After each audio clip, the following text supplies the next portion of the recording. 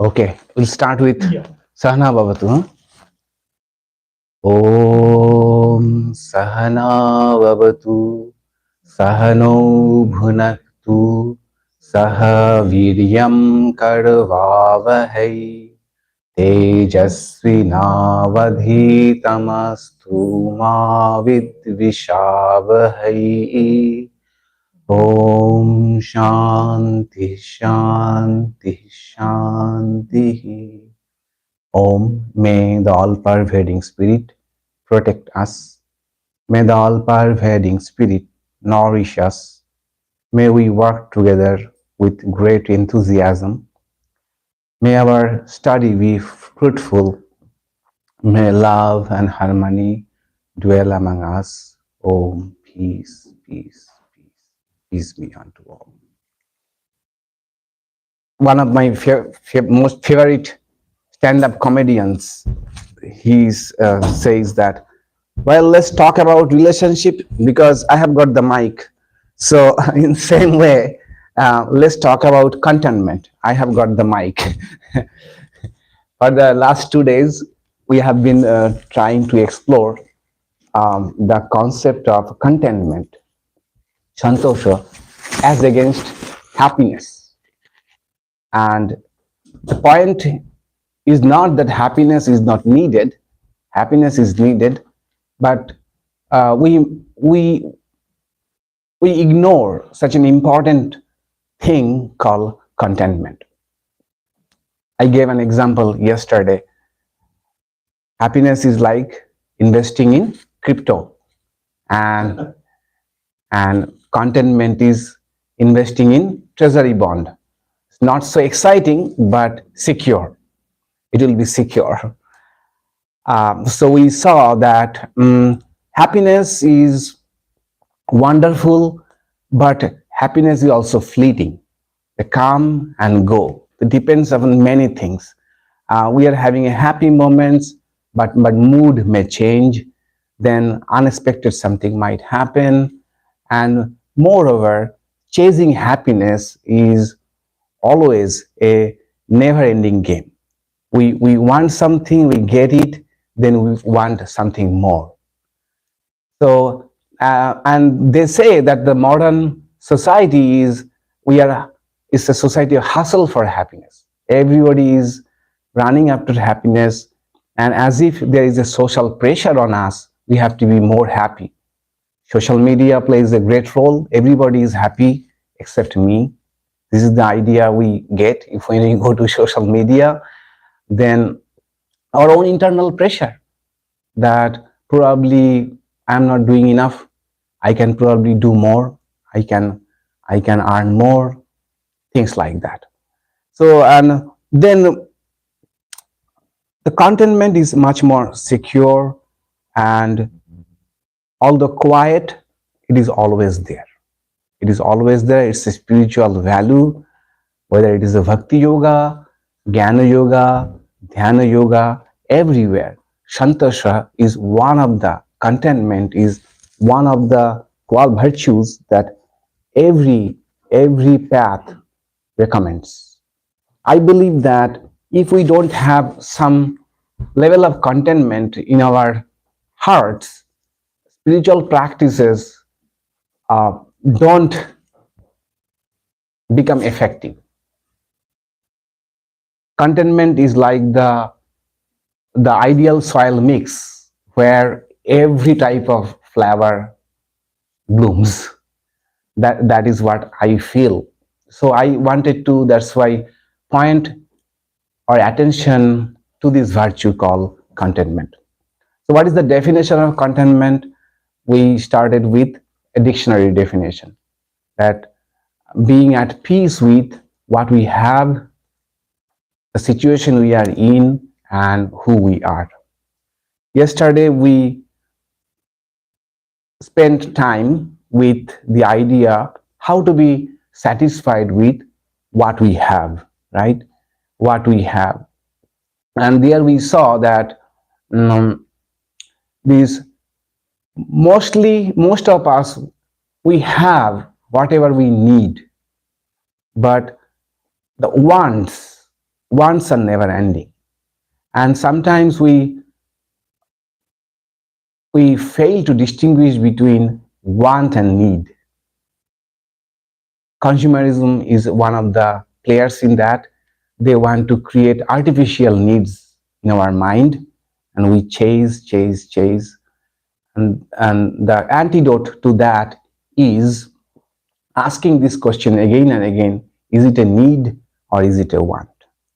If it is a want, I can hold it for 7 days. Nothing, my life will not collapse. And if it is a need, then I cannot really delay it. And also not to fall for social pressure. Social pressure in the sense of comparing our life with the posts of our friends in social media. And the trap there is that we see only a curated version of their life, and we compare that part of their life with our real life. And we think probably we are not happy enough. Probably my friends are having much greater time, better time, and enjoying life much better.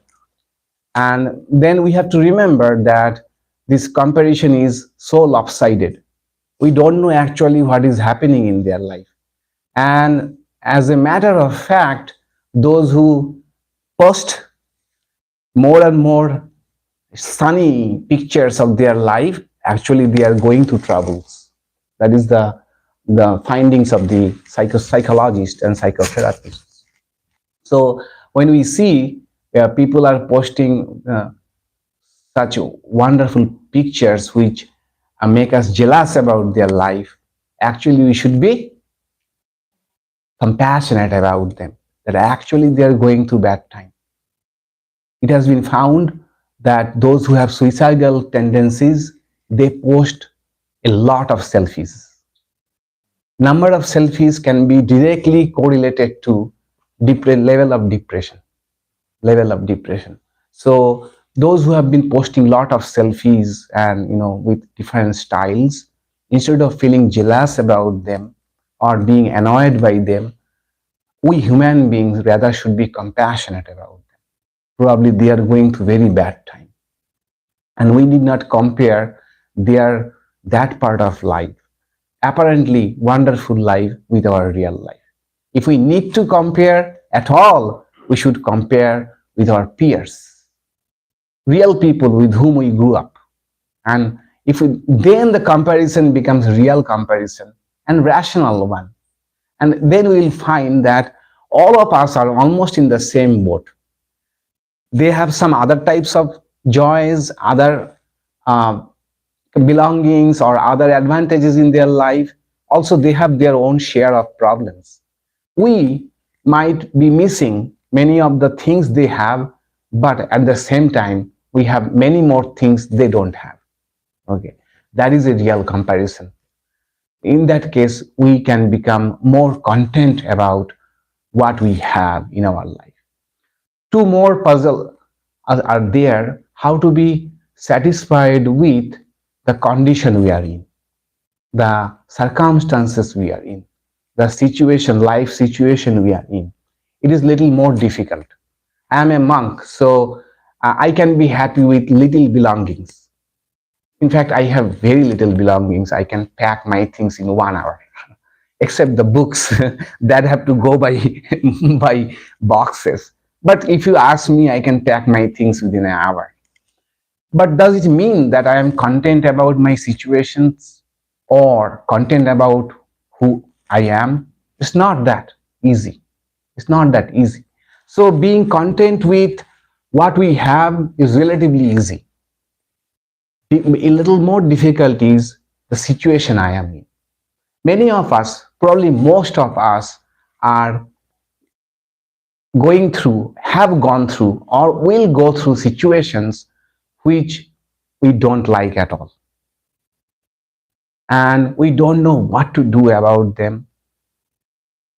It is always hanging on our mind, the difficulty of the situation, the circumstances we are in. I have gone through such phases. So what I found is, this really, really, these are like black holes. When we are in situations like that and we want to get out of it, but we cannot get out of the situations, these are like black holes, sucks all of our energies, mental energies. What can we do about such circumstances? One thing I have found is that when we are in difficult situation, circumstances, we are very overwhelmed, and we cannot distinguish between facts and stories. We add our own interpretations, our own emotions, our own stories into the facts.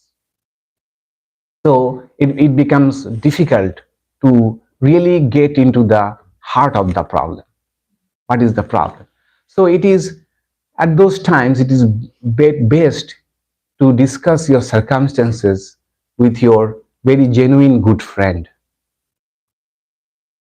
They can probably point out the facts of the situation.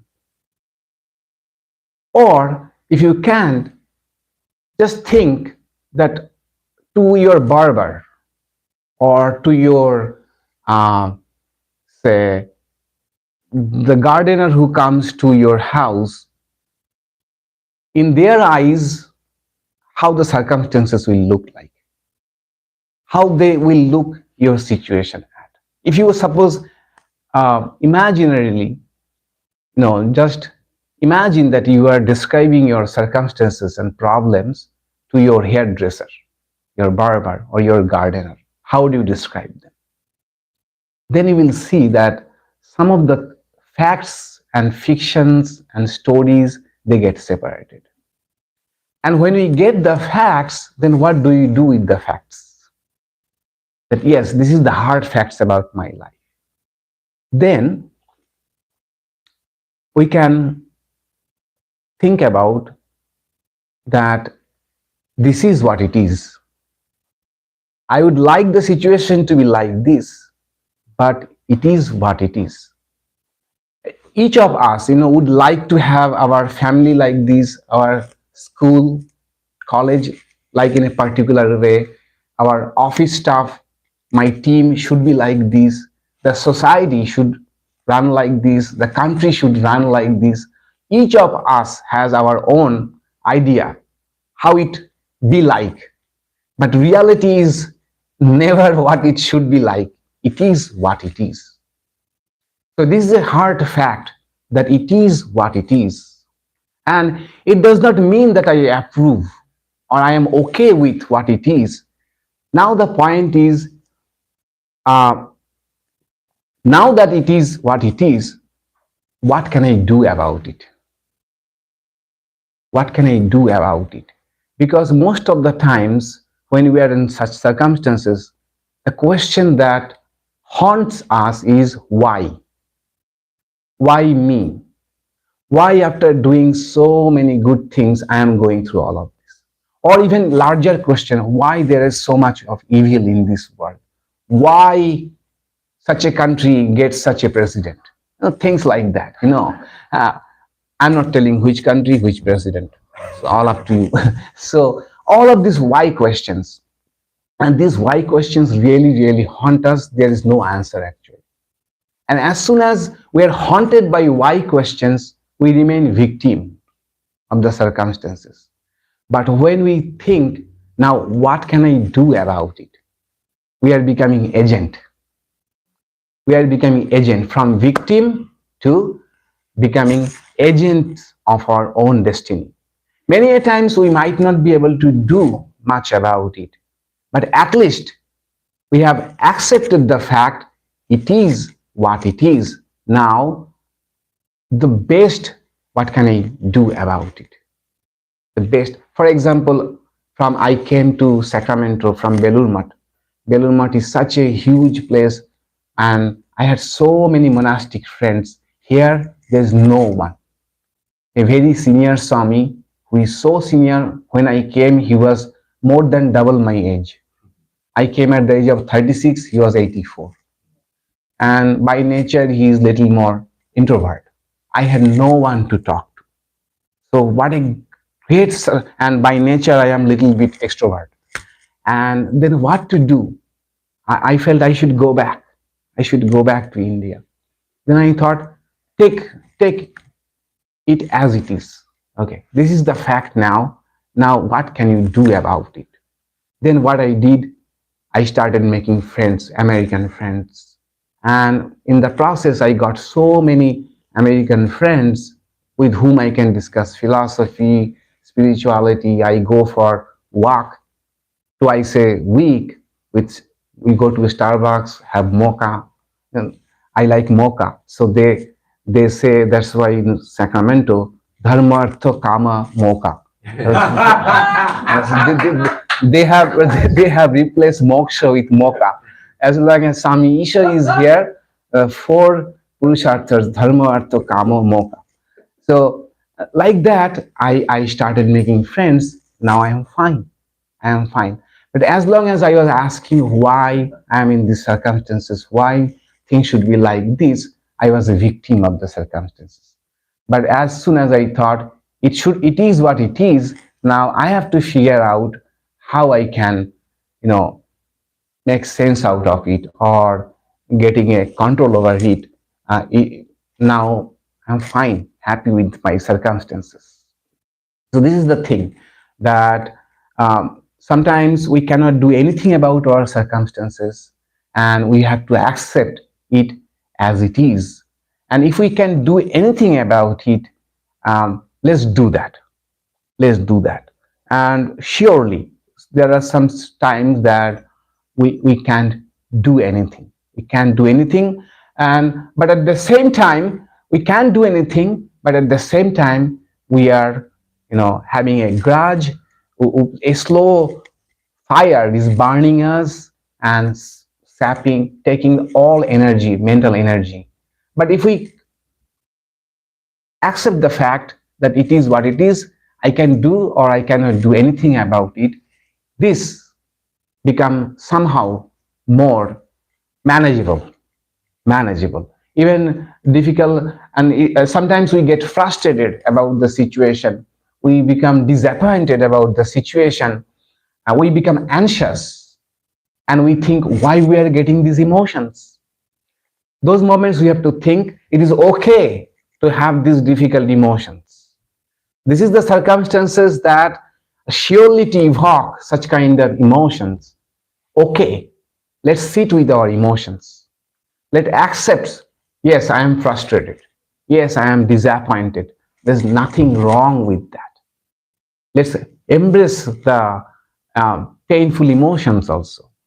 We need not resist that anxiety is bad, disappointment is bad, frustration is bad. No, there are situations that really, really frustrating, really disappointing, really worrisome.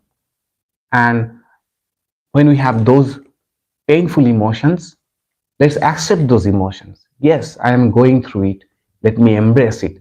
The moment we embrace our painful emotions, you will notice the painful emotions also become manageable.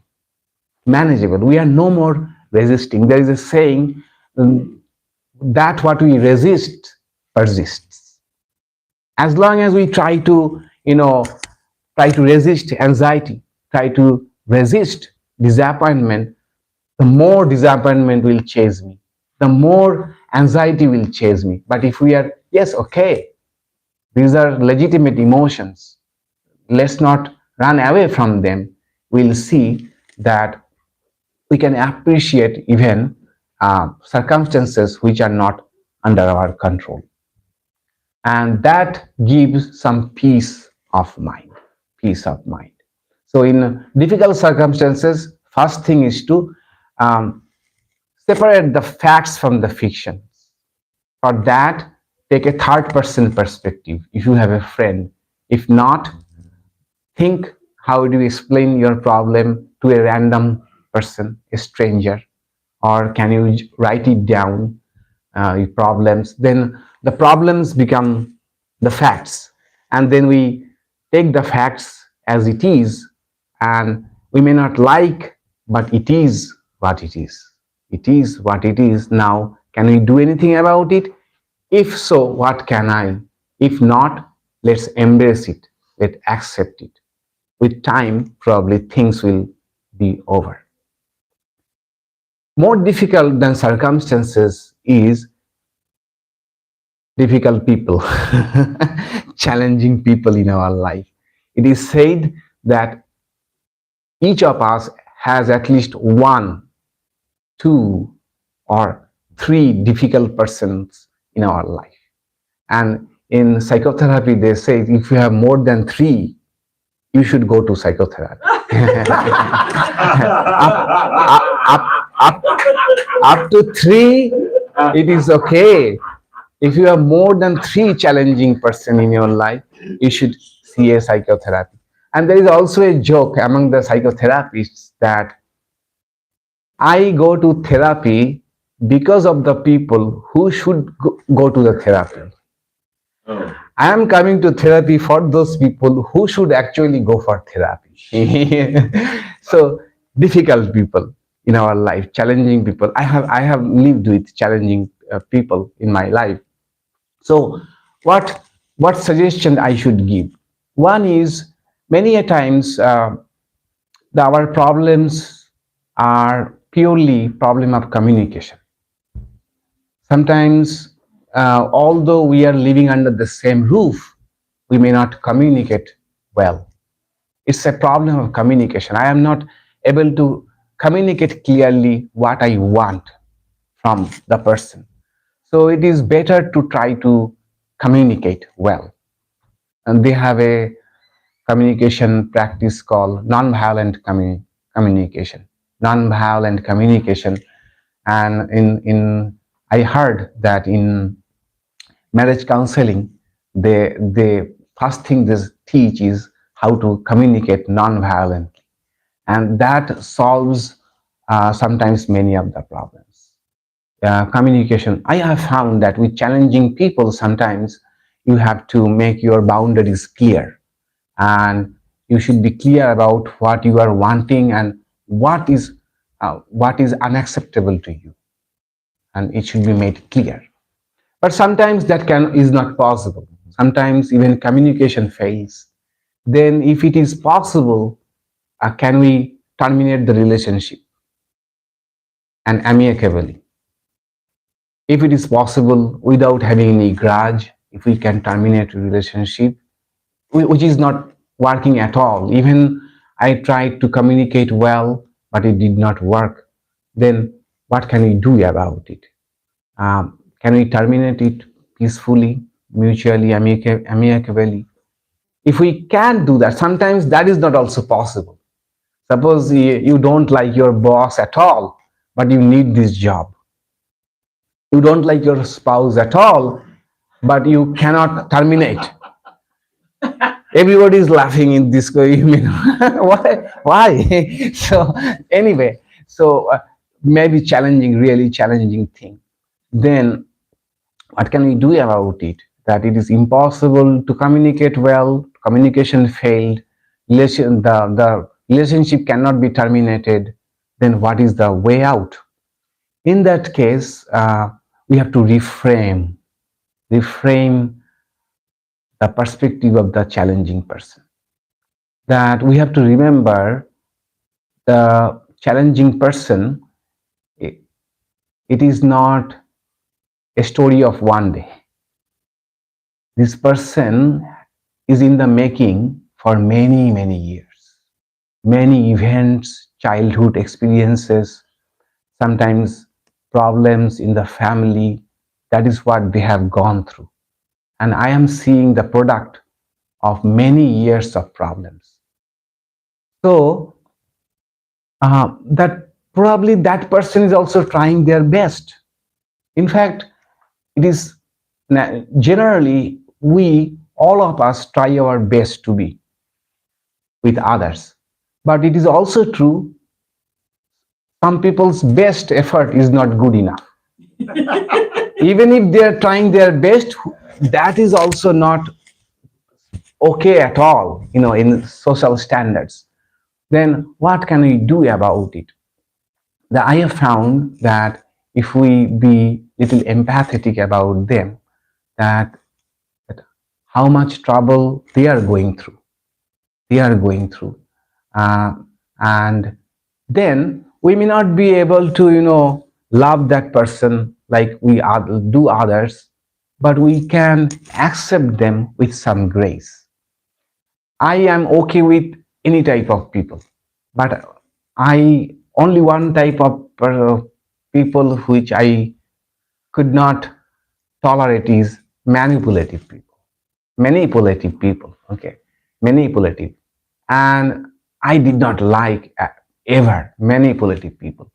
Now I have understood that manipulative people are also actually suffering. They are suffering. There is a deep need for security in them. They are extremely insecure people, and that's why they are trying to manipulate others. It does not mean now I embrace a manipulative person. Oh, come, come, come. No, I don't let them manipulate me. At the same time, I don't have any negative feelings towards them. Now I see them a victim, victim of their upbringing, victim of their insecurity, or victim of bad experiences of childhood. So, in this way, even challenging people, if we have in our life, then our life, it's a matter of discontent. Our contentment is really, really challenged in the presence of this type of difficult people. And but if we can if we can remember these facts, that challenging people are actually also struggling people. They are also in need, in deep need. They are also insecure people. Then I think we can accept them better the way they are. It's not easy thing, I'm telling. It's not easy thing. Once you will do, twice you can. Two times you will do, next one time we can. But gradually, with this mindset, with a sense of empathy and the fact that they are suffering, I think we can make peace with even difficult people. So when we say contentment means to make peace with situations we are in, it means to be at peace with the circumstances, difficult circumstances, and also difficult people. And how to make peace with them? We just heard, right? In regard to circumstances, what can I do about it? If I can't, can I just accept it? The difficult emotions, can I stay with them? And with in regards to challenging people, communication, if communication is fails, break if breaking away is not possible, then try to see their problems, the problems they are going through. It will be uh, easier to accept the, the difficult people in our life, and gradually we'll see that we'll be much more content about circumstances about which we are feeling that we are victim of our circumstances. There is no way out. Suddenly we see, yes, maybe there is no way out, but I have made peace with whosoever I am with, or whatever situation I am with. Okay. Now, moving on to the third one. Third one is being satisfied with who we are. It's the most difficult thing. Most difficult thing. Most of us are not at all satisfied with who we are. The reason is society is ever becoming competitive. And so we are being, from the very childhood, we are being given to understand that nothing is good enough. You are not good enough. You have to do better. Better. No matter what we do, it feels it was not good enough. It was not good enough. So this is called, you know what? Perfectionism. We think perfectionism means chasing for excellence. It is not. Perfectionism is a deficit, a deficiency that to prove, I have to always prove my worth. Otherwise, I am not lovable. Unless I can prove myself, I can do the best, I am nobody. If you look at, this is what perfectionism looks like. And everything becomes high stake. Even low stake things become high stake for a perfectionist. And perfectionism runs in spectrum. In spectrum, everybody falls somewhere in the spectrum. Some too high, some too low. So perfectionists are never happy with themselves. They set unrealistic goals. Even after reaching those unrealistic goals, they feel this is nothing. So how can they be content? If we are always setting unrealistic high goals, and even after meeting them, we are not feeling at all content about our achievements, how can we be content? How can we be content? And perfectionism runs in families. So sorry state of things. Perfectionism usually runs on families. That perfectionist parents want perfect kids, and they in turn again become perfectionists. That's why many kids suffer from this problem. No matter what they do, they don't, the parents show you are not worthy of love unless you have achieved this standard. And that becomes the reality for that kid, which goes on to trouble the person whole life.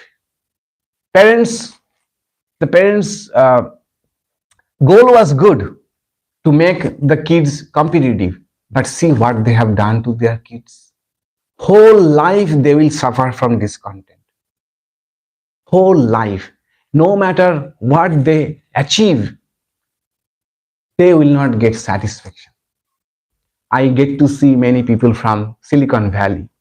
Last year, one young man sought an interview with me, and I gave interview and appointment. He came to me. From his childhood, his parents put unrealistic goals. You have to always be topper in the school. He went on, and then they said you have to go get into IIT India. He got into IIT. Probably he ranked 5th or 4th. His parents were not happy. After IIT, they said you have to go to MIT. He made it to MIT. Then they said you have to take job in Apple or Facebook. He made it to Apple, in a nice position in Apple. And he said, I am thinking of committing suicide now. Because nothing gives me joy. Everything my parents wanted, I did. But I feel there is no value in my life. I was so sad. The parents had all the good motive to make the children, their son, competitive and good. But all of this could be done in a so easy way, so easily. Aim for knowledge. Have fun with knowing. Go to any college you like. Love your subject, and rest will follow. This person would have been a successful person, happy person, thriving person. Now, apparently from outside, he has so many things, but inside, hollow, thinking of committing suicide. So, when we see ourselves through the scale of perfectionism, we can never be content. Never be content. We may be content with what we have, we may be content with our circumstances, but unless we are at least some amount of contentment about who we are, everything falls flat. Everything falls flat. Now, some of you might be thinking, does it mean that I need not strive to be a better person? I should be so content about myself. No, contentment does not mean complacency.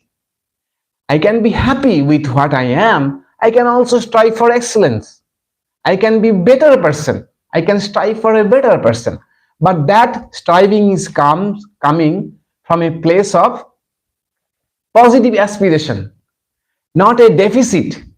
Then I need to perform well so that I can respect myself, so that I am feel worthy of myself, so that I feel that I'm worthy of love.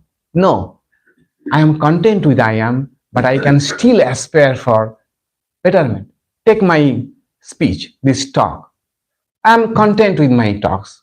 I know it will not be a super high-fi talks. Okay, people will go gaga over my talks.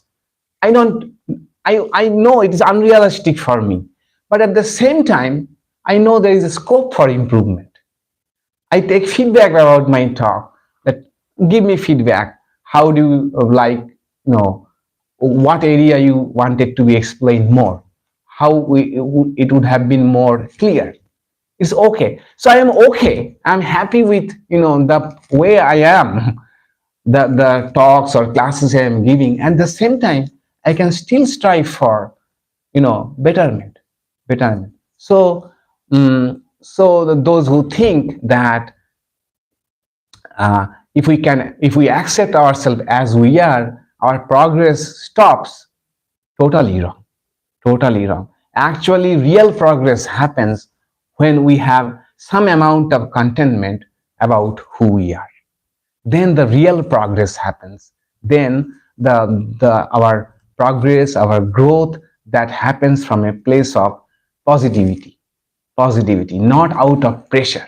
Out of pressure. Perfectionists are like people who are carrying 100,000 or 100 pounds of boulders on their shoulders, and nobody wanted them to. Nobody wanted them to carry those boulders, but they are carrying and thinking, oh my God, I have to perform. I have to perform everywhere, in every moment. So their life become hell, and in turn, perfectionists make life of their kids also so difficult. They also want perfectionism from people around them. In small things, in low stake things, they want so much of perfection from others, they make others' life difficult also. So what is the solution then? It is not so easy to get out of perfectionist frame of mind, but gradually it can be.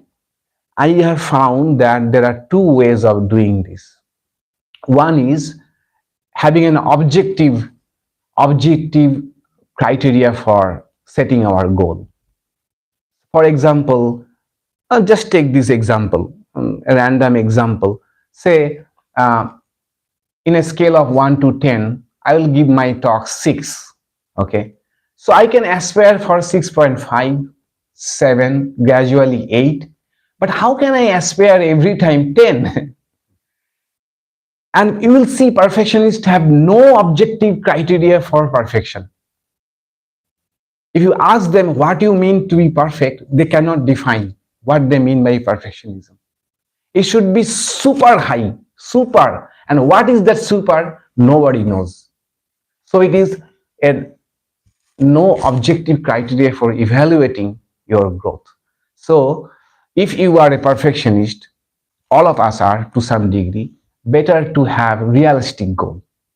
And quantitative things help. Put a rating where you are now, where you would like to be. Another is after be satisfied with good enough. Good enough. Have I done good enough? Yes, I have tried for my best. It was good enough. It need not be best all the time. Not all people will appreciate my work. All whole world will appreciate. No, it is not like that. It was good enough. I gave my effort and it was good enough. What was needed, I did good enough. Many people think that until we are perfectionist, we cannot shine. But if you will be surprised that among the successful people, most of them were not perfectionists, except two, Steve Jobs, Elon Musk. Frankly speaking, yes, it's true. It's true. And even if they were most of the successful, they were not perfectionists, because perfectionists have a problem. They cannot take risk. They don't want to start something new. Most of the perfectionists, because they are so afraid to fail. Perfectionists don't want to go beyond their comfort zone. These two are exceptional, but if you look at their personal life, miserable life, disastrous life. Even if after building such big empires, these perfectionists are to the core so unhappy, so discontent, so discontent. So if we still have the idea that we have to be perfectionists, look at these people, what perfectionists go through. Okay, so try to settle for good enough, good enough. So let me wrap up the whole talk. My point was, sharing some ideas with you that don't neglect such a virtue called contentment. Everybody is chasing happiness, and happiness is okay, it is needed, but contentment is like, let me see what is there already I have got. I have already got many things which I am not appreciating, which I am not paying attention to. If we do that, we'll find that it is almost like a subterranean, subterranean river flowing all the time. Not very powerful river, not a gorgeous river, but a subterranean river flowing all the time. No matter what circumstances we are going through, contentment is still there, just little deep inside. And that keep us going. And I gave you the example of Holy Mother, that what a life of contentment looks like, irrespective of circumstances. Sometimes people are praising her like God, Guru. Sometimes they are disrespecting her, becoming nasty with her, but she is maintaining a level of satisfaction, happiness with life. So these are the quiet joy, quiet virtue of contentment. That, and how can we do that? Try to appreciate the things we have, try to appreciate the situations we are in, try to accept the person as I am, and aiming for good enough, trying to be a good enough person, trying to do a good enough job, trying to have a good enough house, trying to have a good enough car, trying to have good enough kids. Okay, then I think that once we start accepting all of this, very soon we will find that we are not only accepting them, we have started liking them. Many of these things, I have started liking them. And there will come a situation when you will want your life not to be anything else than what it is. This is, I want what I have. This is the goal of contentment. I'll be happy to take your questions. And one thing I told yesterday, let me repeat it, that we also need to meditate on Holy Mother, Holy Mother's contentment. That such a content, she has shown us what a life of contentment looks like. If we meditate a little bit every day, I have conviction that we'll get a piece of her contentment. The Sri Ramakrishna said, "Je jar dhyan kore she tar satta paয়." If you meditate on someone, you will get a bit of her or his characteristics, personality in you. So this is what I end my talk with. And I also pray to Holy Mother that we, those who are spiritual seekers, who have come to her, she makes our life fulfilled and a life of contentment. Okay. And let's do a guided meditation. Is it okay? Or questions first? What do you think? We have time, 12:34. Okay, let's do the meditation. Then I can take the question again at the downstairs. Okay. A short meditation on contentment.